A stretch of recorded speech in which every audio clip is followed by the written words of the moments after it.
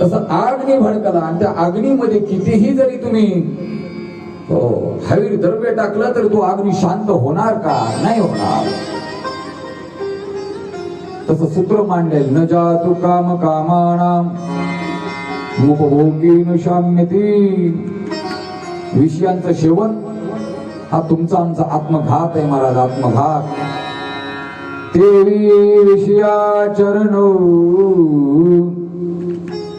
आत्मघाता. माझे ज्ञानोबा बोलताय आणि मला ज्ञानेश्वरी शिवाय करमत नाही. मला ज्ञानेश्वरी शिवाय करमत नाही. ज्ञानेश्वरीची जर ओळी म्हटली नाही ना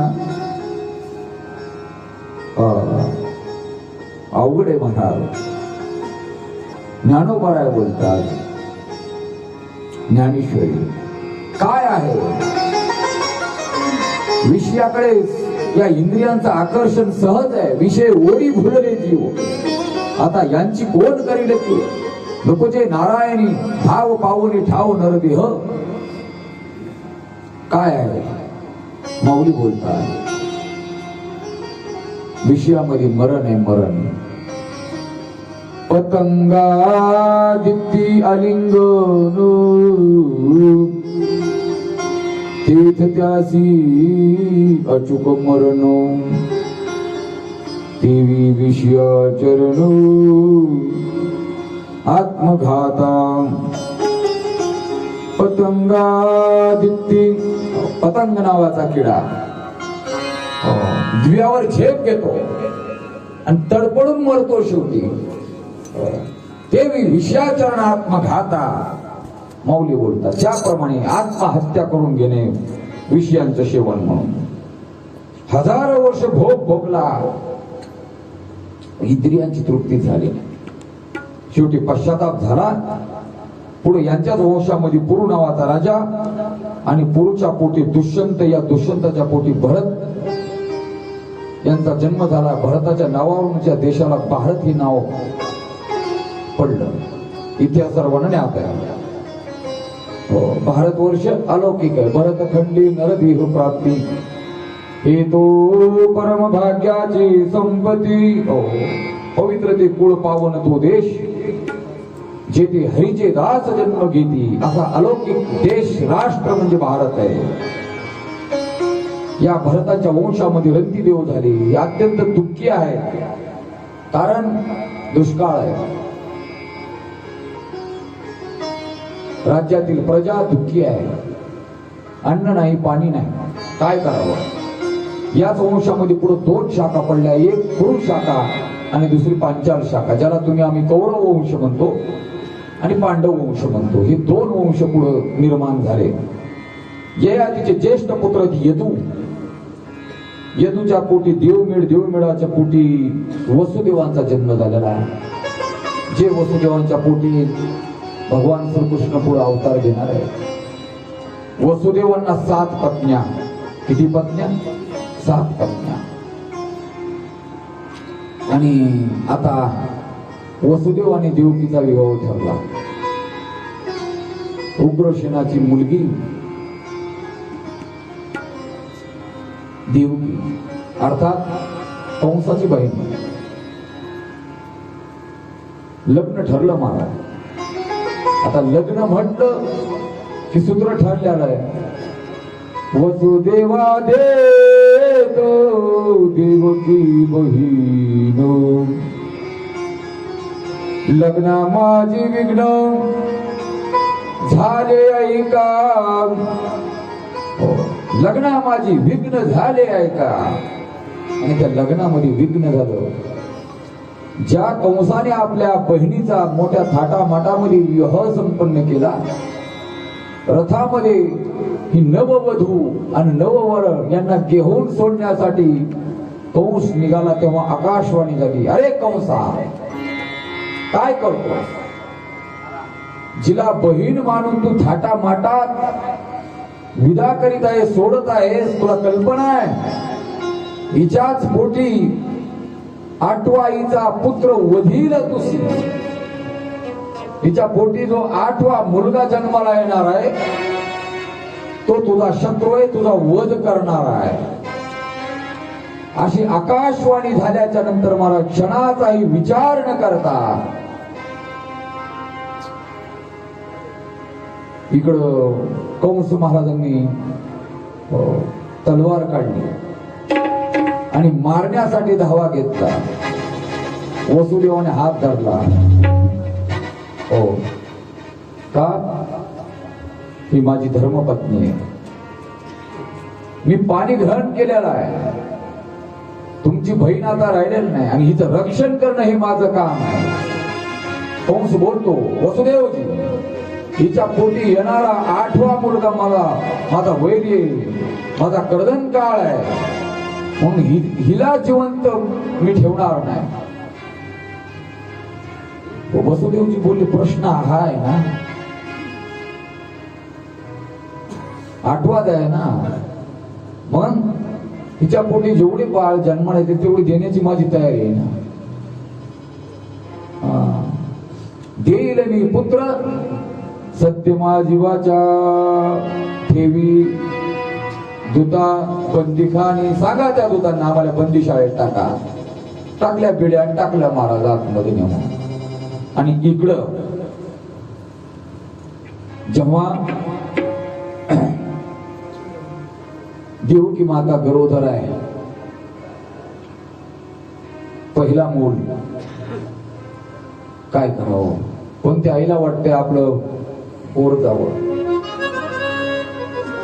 हा दुष्ट दुराचारी कंस बंदीशाळेमध्ये वसुदेव देवकींना ठेवून वार्ता आली की महाराज प्रत्येक मूल शिळेवर आपटून मारायचा, प्रत्येक जन्मलेलं मूल. साही मारित दुराचारी. नारदांनी सांगितलं, अरे वधी बाळकाशी ठेवू नको. पहिल्यानं तयार झाला, 8वा मारणार आहे म्हणून संख्याच उलटी सांगितली नारदांनी. आता नारद आहेत ते, साही मारले. आणि आता 7व्याने देवकी माता गरोदर आहे. इकडे देवदेवतांनी विचार केला आणि भगवंताला विनंती केली. अर्थात ही वत्सरूपी पृथ्वी ब्रह्मया पाशी जाय नेत्री वाहे तो सांगत असे. बुडविला धर्म धर्म झाला फार सोसवेना भार मजाता. हा भार मी सहन करू शकत नाही.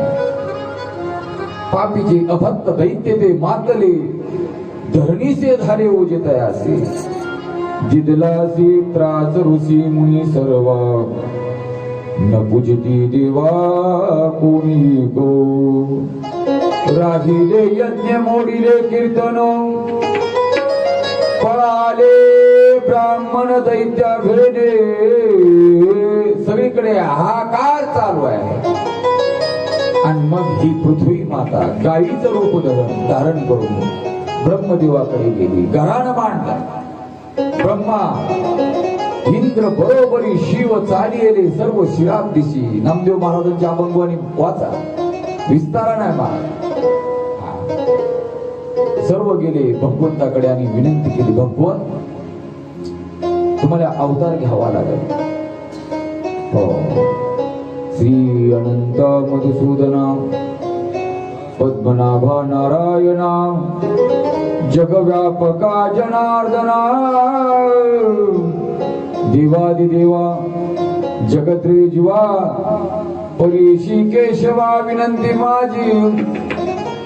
माझी वाणी तुझे वर्णी गुणनाम. विनंती केली आणि यांच्या विनंतीला मान देऊन भगवंताने ठरवलं की आता आपल्याला पृथ्वीवर अवतार धारण करायचा आहे. तो अवतार चंद्रवंशामध्ये.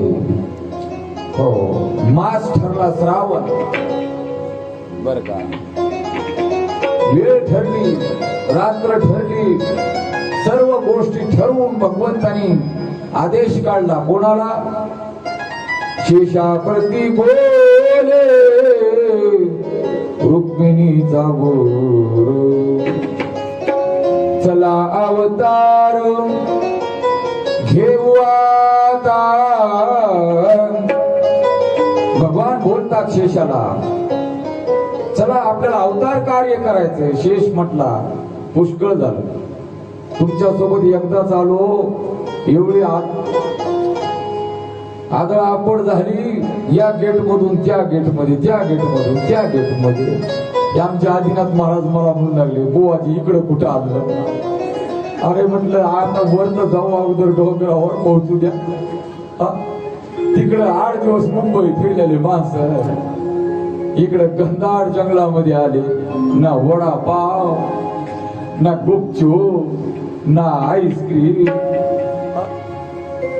परंतु मजा आहे का नाही? त्या लोकांचा नाद खुळा आहे. नाद जेवायची व्यवस्था अशी मला बघायचं का? तिकडे जे आपल्याला भेटलं नाही ते इकडे सर्व भेटत आहे.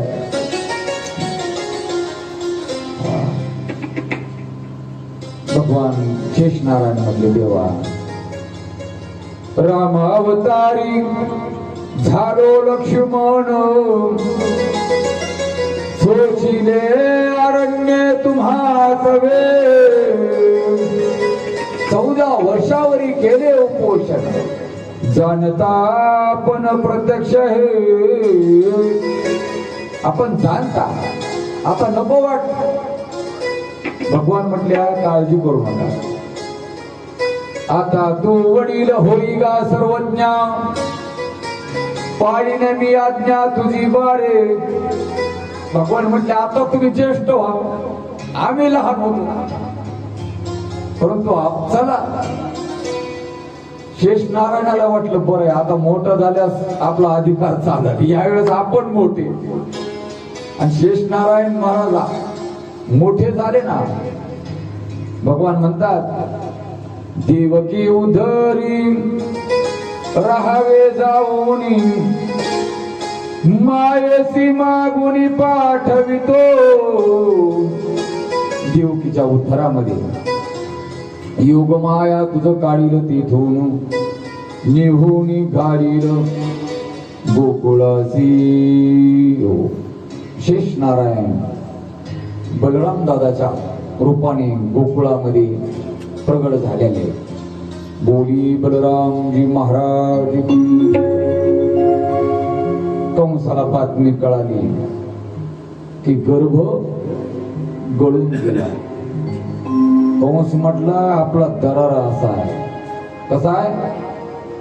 काय त्याची हिंमत आहे, मला गर्भच गळून गेला. आणि नंतर आता भगवान महाविष्णू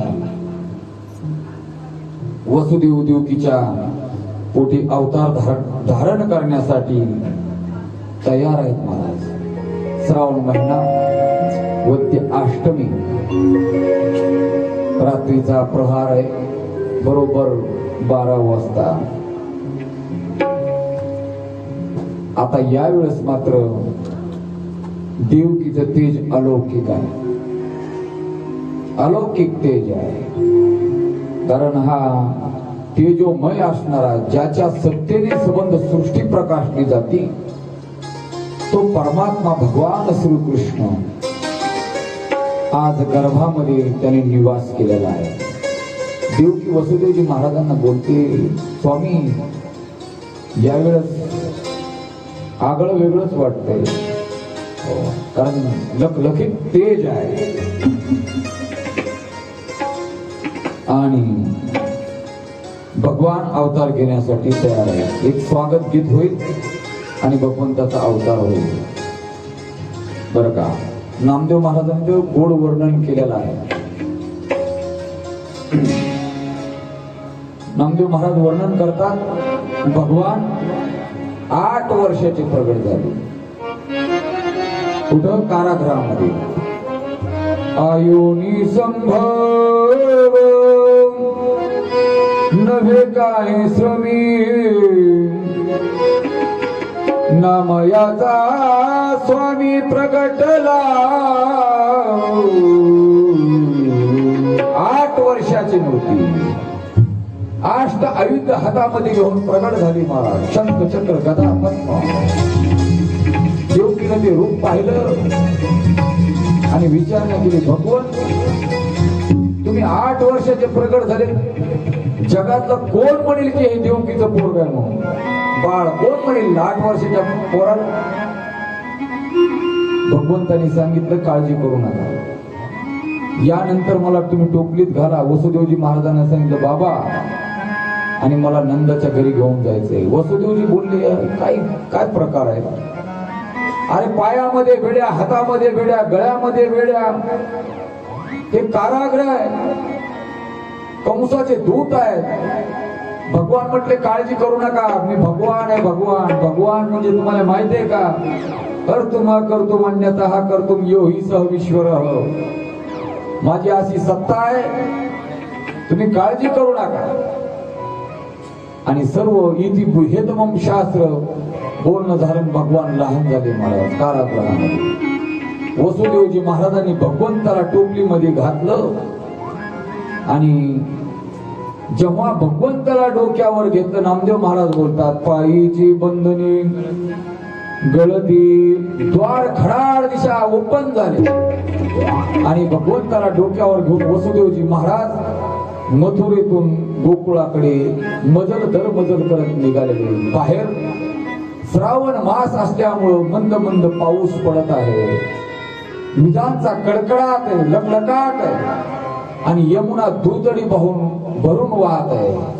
पलीकडच्या काठावर गोकुळ आहे. वसुदेवजी महाराजांनी यमुनेमध्ये प्रवेश केला आणि यमुना मातेला अधिकच आनंद प्रकट झाला. यमुना माता विचार करते, सर्वप्रथम दर्शन घेऊन मोकळं झालेलं बरं, पुन्हा होईल का नाही? म्हणून यमुना मातेने आपलं रूप विशाल करायला प्रारंभ केला. पाहता पाहता वसुदेवजी महाराजांच्या गळ्याला पाणी लागलं, हनवटीला, तोंडाला आणि नाकाला पाणी येऊन पोहोचलं. भगवंताने विचार केला, बाबाचा दम घुटायचा, ही बया इथपर्यंत आली. भगवंतानी टोपलीतूनच एक अंगुष्ठ काढला आणि लावला, दिली वाट यमुने माय खरी. भगवान श्रीकृष्णाला वसुदेवजी महाराज गोकुळामध्ये घेऊन येतात. नंदराजाच्या घरी माया प्रगट झालेली माया. वसुदेवजी महाराजांनी भगवंताला यशोदेच्या महालामध्ये ठेवलं, मायेला टोपलीत घेतलं, परत मथुरीमध्ये तिकडे गेलेले आहेत. बरं का, इथं आपल्याला थोडस प्रागट्य करायचंय, भगवंताचं स्वागत करायचंय. स्वागत गीत. स्वागतम कृष्ण स्वागतम कृष्ण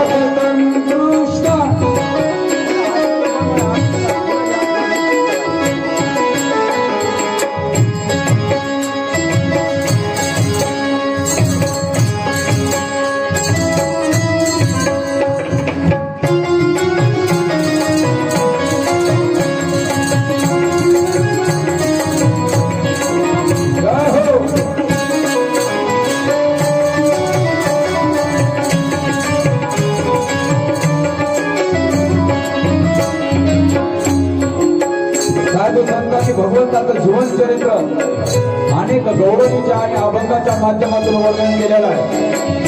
अनेक संत आहेत, ज्ञानोबा आहेत, तुकोबा आहेत, नामदेव महाराज, जनाबाई महाराज यांनी आपल्या साहित्यातून भगवंताच्या लीला वर्णन केलेल्या आहेत. महाराज बोलतात भगवान अवतार घेण्यासाठी तयार आहे. भगवंतांनी सांगितलं, हो मला टोपलीत घालून पुढे घेऊन जा, नंदाच्या घराला मद नेही गोकुळाला, माया उपजली तेथे देवी मद आणि येथे. त्या ठिकाणी माया उत्पन्न झालेली आहे. बाबा मला तुम्ही तिथे घेऊन ठेवा आणि त्या मायेला मथुरेमध्ये घेऊन या. आज नंद महाराज भगवंताला डोक्यावर घेऊन, आपलं वसुदेवजी डोक्यावर घेऊन गोकुळामध्ये आलेले आहेत. भगवंताला यशोदेच्या पलंगावर ठेवलेला आहे. मायेला डोक्यामध्ये घेऊन वसुदेवजी महाराज परत मथुरेमध्ये गेलेले आहेत. आणि इकडे श्रावण मध्य अष्टमी, हो आपली शुभ मुहूर्तावर मध्यरात्री बरोबर 12 वाजता अखिल कोट ब्रह्मांड नायक भगवान कर्तुम अकर्तुम अन्यतः कर्तुम असणारा पुरुषा नाम उत्तम इति पुरुषोत्तम. थोड्याशा अक्षदा हातामध्ये घ्या. अक्षदा आपापल्या ताटात आहेत, अक्षदा त्या घ्या हातामध्ये. सुरदासजी महाराज वर्णन करतात,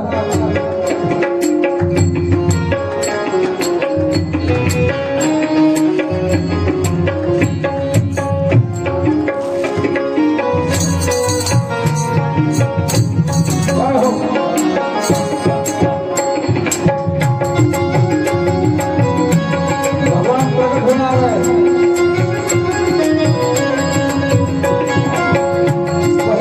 गोपाला दीनदयाला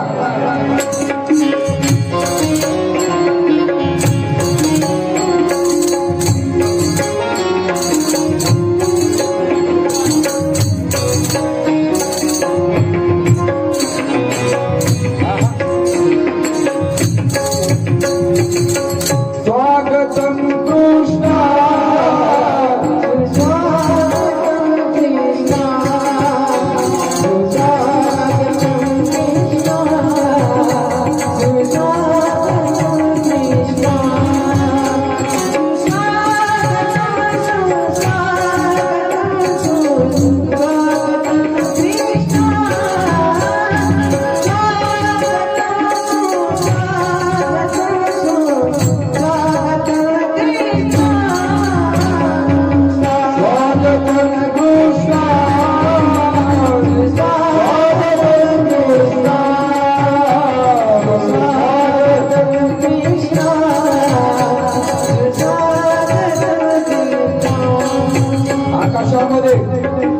सर्व देव देवता यक्ष गंधर्व यांची गाठी झालेली आहे. विजांचा कडकडाट, सतत पावसाच्या धारा, हो वरुण देवता प्रसन्न आहे. हो आणि बरोबर श्रावण वद्य अष्टमीला कर्तुम अकर्तुम असणारा हा परमात्मा गोकुळामध्ये प्रकट झालेला आहे. नामदेव महाराज चिंतन करतात, अयोनी संभव नव्हे काही श्रमी, नामयाचा स्वामी प्रगटाला, बोलिये गोपाल कृष्ण भगवान के, गोपाल कृष्ण भगवान के, गोपाल कृष्ण भगवान की जय. भगवान प्रगट झाले महाराज.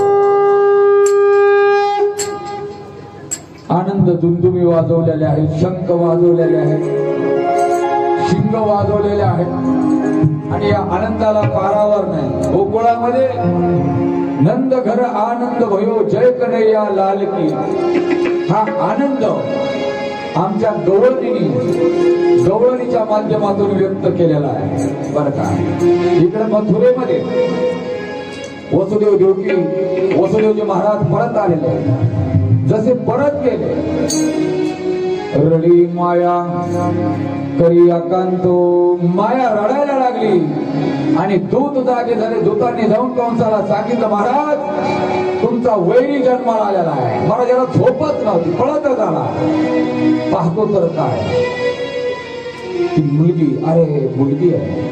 पुत्र सांगितलं होता परंतु मुलगी कोणी असो कर फिरवली महाराजांच्या शिवेवर आपटणार. आता आपण निसटली ही योग माया आहे आणि विजेच्या लखलखाटामध्ये जाऊन ही योग माया बोलवते. अरे मूर्ख कंसा मज लागी वदी तुझ लागी वदी मज उपजला दी. तू मला मारतो का? अरे मला मारण्या अगोदर तुझा वैरी जन्माला आलेला आहे, त्याचा अवतार झालेला आहे. कंसाला घाम फुटला महाराज. काय करावं, चिंताग्रस्त आहे कंस. आणि इकडे गोकुळामध्ये आता पहाटेपासूनच सुरुवात झाली महाराज. नंदघर आनंद भयो जय कन्हैया लाल की गवळणी सांगू लागल्या. आणि त्यातल्या त्यात ही गवळण गंगाखेडची आहे बरं का. कुठली आहे गवळणी? ही गंगाखेडची गवळण आहे आणि खतरनाक गवळण आहे. संत जनाबाई महाराज बोलतात गवळण सांगे गवळणीला, गवळण सांगे गवळणीला, पुत्र झाला यशोदेला, झाला यशोदेला, पुत्र झाला यशोदेला, झाला यशोदेला.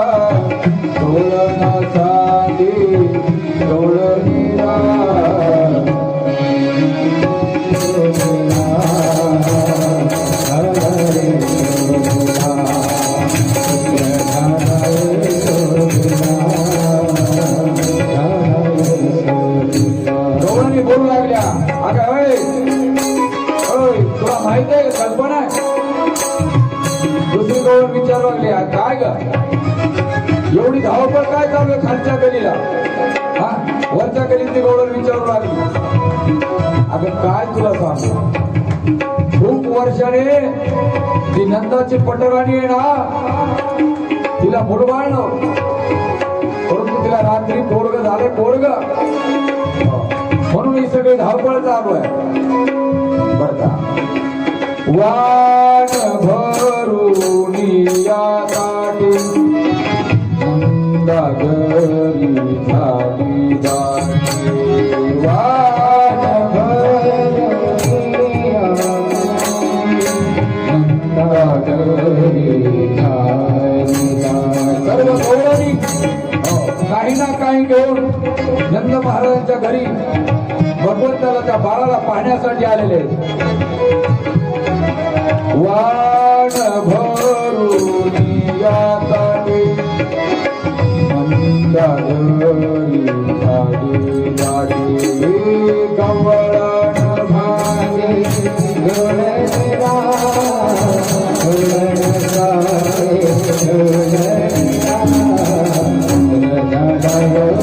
गवळणीला.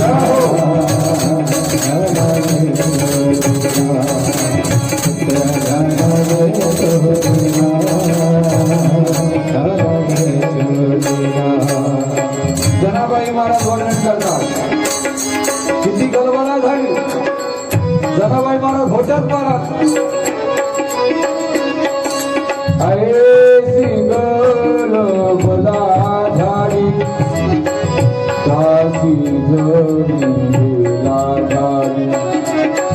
ऐसी गलबला झाली दासी जडीला झाली. गवळण सांगे गवळणीला गवळण सांगे गवळणीला पुत्र झाला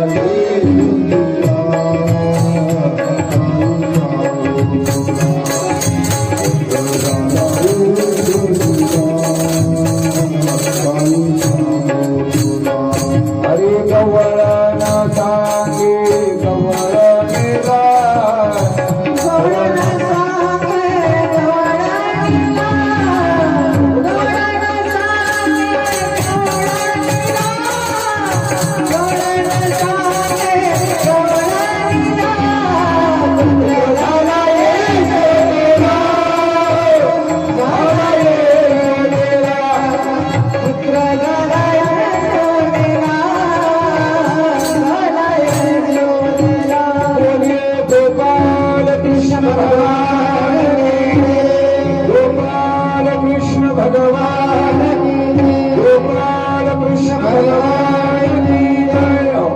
भगवंताचं प्रागट्य गोकुळामध्ये झालंय.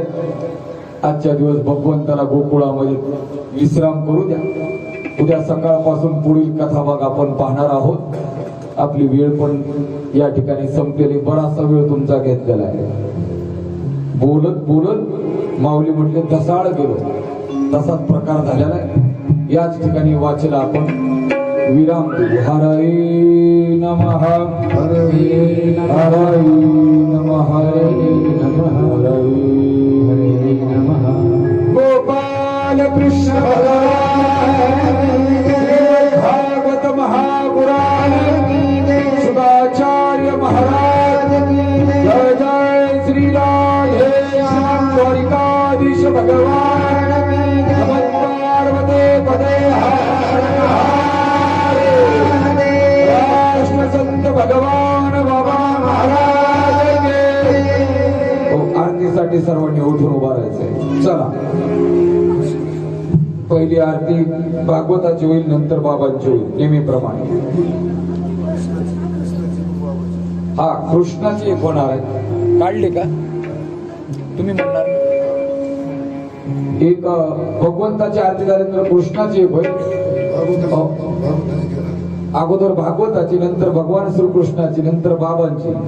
आणि पाळणा पाठ असेल ना? होय, पाठ असेल की पाळणा? महिलांनी पुन्हा पाळणा म्हणायचा. आम्ही इथं जाऊ बरोबर हा सात संगत करायला. चला. जय हो जय श्री भागवता.